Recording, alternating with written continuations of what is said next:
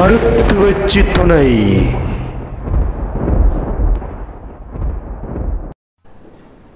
அனைவருக்கும் வணக்கம். மருத்துவச்சி அம்மன் ஆசீர்வாதம். இன்று நாம் மகா சிவராத்திரி விரதம் கோவிலில் எவ்வாறு மேற்கொள்வதை பற்றியும், வீட்டில் இருந்தவாறே விரதத்தை எவ்வாறு மேற்கொள்வதை பற்றியும் மிக தெளிவாக காண இருக்கிறோம். மாதந்தோறும் சிவராத்திரி விரதம் மேற்கொள்வது மிக பெரிய புண்ணியம். நம்முடைய பாவங்களெல்லாம் காணாமல் போகும். அப்படி மாதந்தோறும் விரதம் இருக்க இயலாதவர்கள் மாசியில் வரும் மகா சிவராத்திரி நாளில் விரதம் இருந்தால் தெரியாமல் செய்த பாவங்களும் தெரிந்தே செய்த பாவங்களும் நீங்கும். கர்ம வினைகள் அகன்று புண்ணியங்கள் பெருகும் என்பது ஐதீகம். மார்ச் 1ஆம் தேதி 1/3/2022 செவ்வாய்க்கிழமை மகா சிவராத்திரி வருகிறது. மகா சிவராத்திரி என்றால் சிவபெருமானின் சிறந்த இரவு என்று பொருள். இந்த நாளில் பக்தர்கள் இரவு முழுவதும் தூங்காமல் விழித்திருந்து சிவனை வழிபடுவார்கள். இப்பொழுது விரத முறைகளை காண்போம். சிவராத்திரி அன்று அதிகாலையில் எழுந்து நீராடி சூரியன் உதயத்தின் போது காலையில் செய்ய வேண்டிய பூஜைகளை செய்து முடிக்க வேண்டும். அதன் பின்னர் சிவாலயங்களுக்கு சென்று தரிசனம் செய்யலாம்.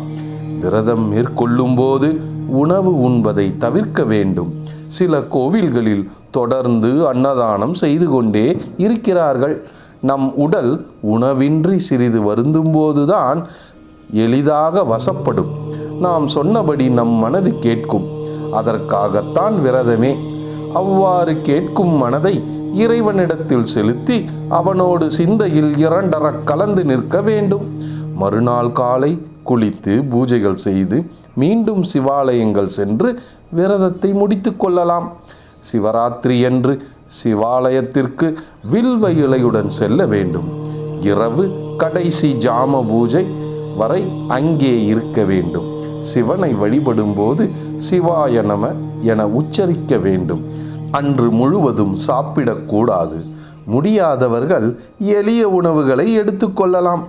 முதல் ஜாம பூஜைக்கு பால், 2ஆம் ஜாம பூஜைக்கு தயிர், 3ஆம் ஜாமத்திற்கு வெண்ணெய், 4வது ஜாமத்திற்கு தேன் ஆகியவற்றை அபிஷேகம் செய்வதற்காக கோவிலில் ஒப்படைக்க வேண்டும். மறுநாள் காலையில் அன்னதானம் செய்ய வேண்டும். அன்னதானத்துக்கு பிறகே சாப்பிட்டு விரதத்தை பூர்த்தி செய்ய வேண்டும். இப்பொழுது வீட்டில் சிவராத்திரி பூஜை செய்யும் முறையை பற்றி காண்போம்.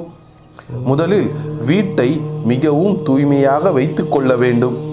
வீட்டில் சிவலிங்கம் அல்லது நடராஜர் சிலை இருந்தால் வீட்டிலேயே 4 ஜாமமும் பூஜை செய்யலாம். அன்று பகலில் சாப்பிடாமல் மாலையில் பழம், பால் மட்டும் அருந்தி பூஜையை துவக்க வேண்டும். மாலை 6:30, இரவு 9:30, நள்ளிரவு 12:30, அதிகாலை 3 மணி ஆகிய நேரங்களில் வில்வ இலை மற்றும் மலர்தூவி தீபாராதனை காட்ட வேண்டும். இடைப்பட்ட நேரத்தில் குடும்பத்துடன் அமர்ந்து சிவாய நம, ஓம்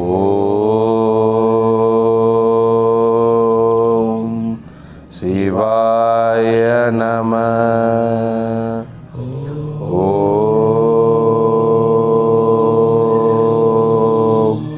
சிவாய நம, ஓம் சிவாய நம என மந்திரத்தை சொல்லலாம். சிவன் தொடர்பான பாடல்கள், கதைகள் பக்தியுடன் ஒருவர் சொல்ல மற்றவர்கள் கேட்கலாம். விழிக்கிறோம் என்ற பெயரால் சினிமா, டிவி பார்க்கக்கூடாது. வீட்டிலேயே தேவாரம், திருவாசகம், சிவபுராணம், சிவசோஸ்திரங்கள் முதலானவற்றை படிப்பதோ அல்லது யாரையாவது படிக்கச் சொல்லி கேட்கலாம்.